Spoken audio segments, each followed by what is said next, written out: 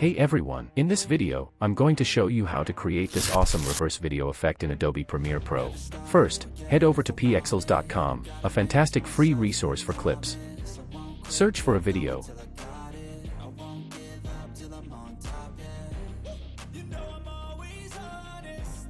Pick any one you like, and download it.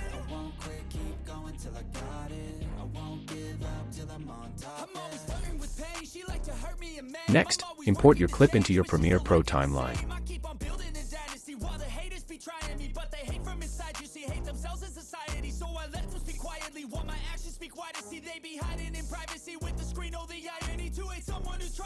Right-click on the clip and select Speed/Duration from the menu.